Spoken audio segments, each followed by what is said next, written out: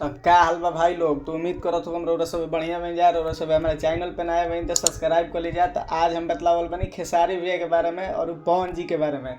तो यहाँ लोग के देखे के भाई है कि गूगल पे केकर माने फर्स्ट में आवता। तो हम माने कहतनी भोजपुरी में सबसे ज़्यादा व्यू वाला सॉन्ग।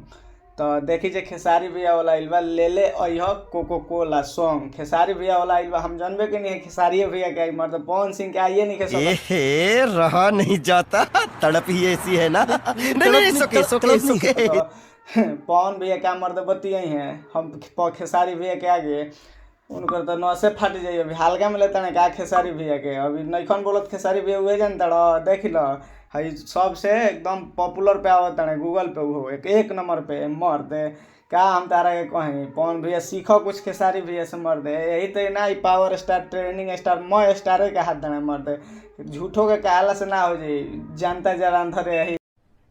अरे कहना क्या चाहते हो?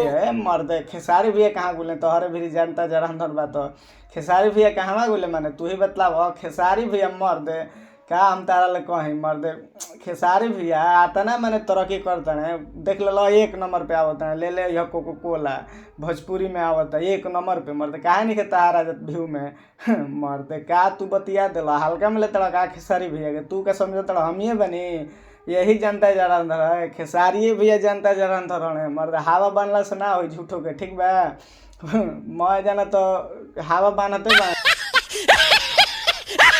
खेसारी भैया के कुछ उखाड़ ना पाई ठीक बा।